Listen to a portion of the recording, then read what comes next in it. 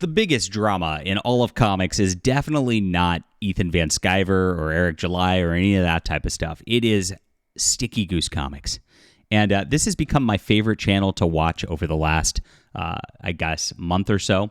I discovered him, something popped up on my feed, some random comic channel. It was not even this, complaining about him because he did this roast of comic channels where he brought his normie wife onto his stream and he had her just react to the comic book channel just from like seeing a still frame and ask what she thought about it. And it was hilarious. And so the long story short is some of the comic book YouTubers got mad and then like struck his channel because he like just put up a still of their content. Very sad.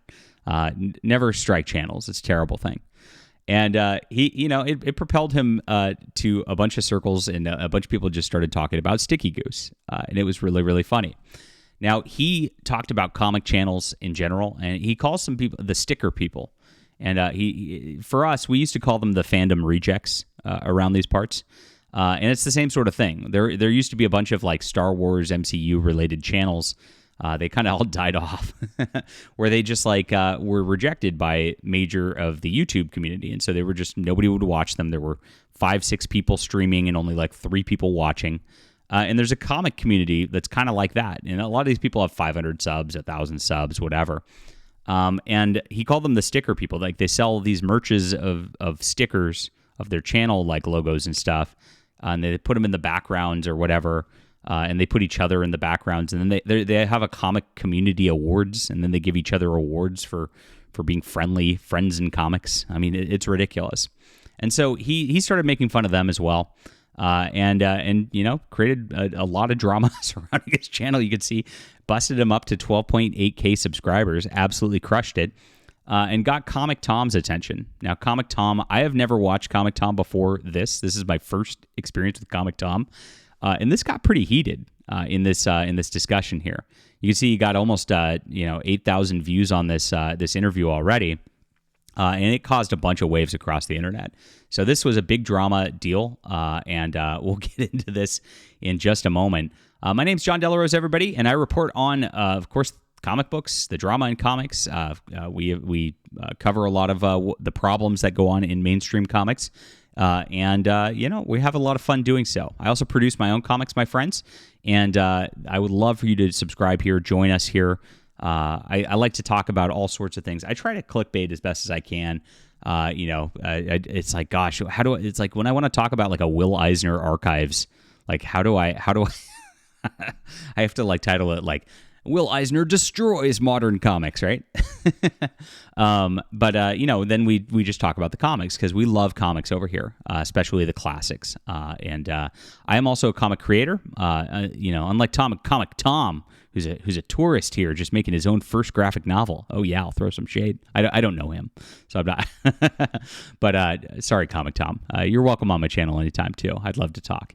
I have made a bunch of different graphic novels. That was not the correct screen. Let me see if I can get the right one up here so I can show you my newest, The Hidden Emperor. This is a sci-fi graphic novel. And we just concluded on Kickstarter, $50,000 raised, and a bunch more via backer kit now as we're getting ready to print. I delivered the digital files out this weekend.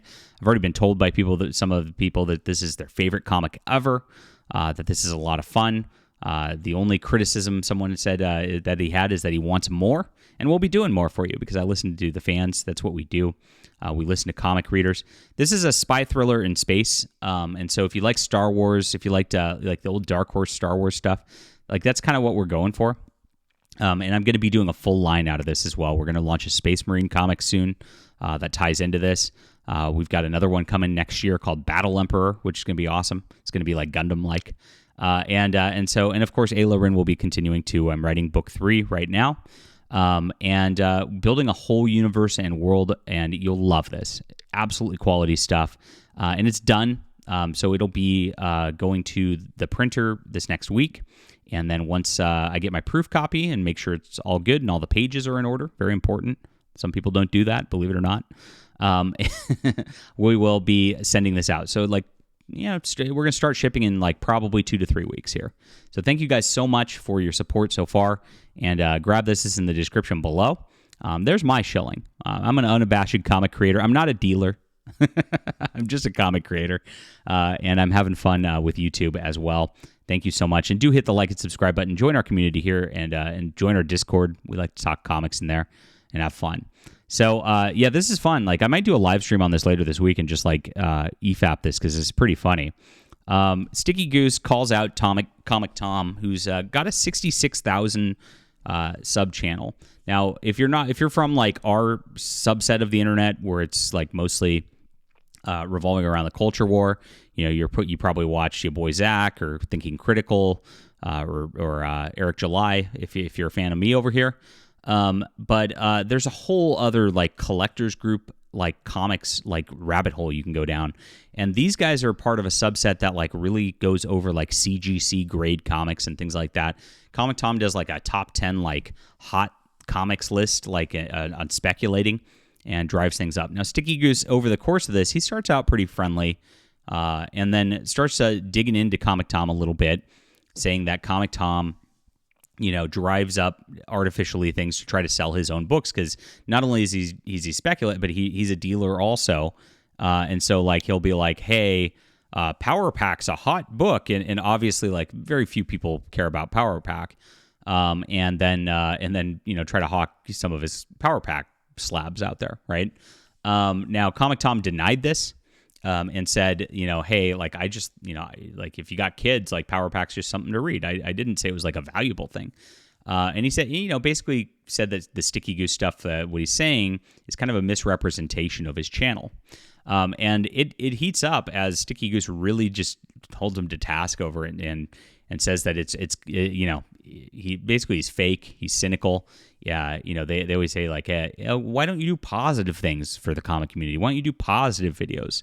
And Sticky Goose's, thought is that drama sells, for videos, and that's the thing. And that Comic Tom used to do that. He used to go hard at CGC and other companies, and now he just seems to shill for them as he's a much bigger channel.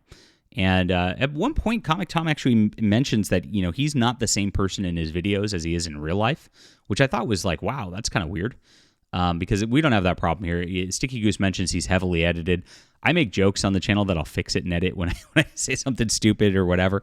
And I don't edit at all because I just like the unfiltered kind of deal, because it's like I want to be real with you guys. I think authenticity is probably the most important thing to be in this space. And that way you can kind of get a clue here and then hopefully enjoy my books because you enjoy my thoughts on writing and things like that.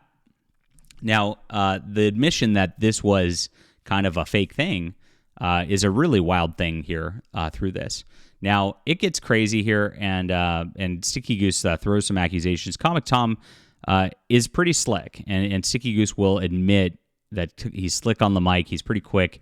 He's pretty, but you could tell like as the stream goes along, it gets pretty confrontational, and you could tell that both men are kind of uncomfortable here.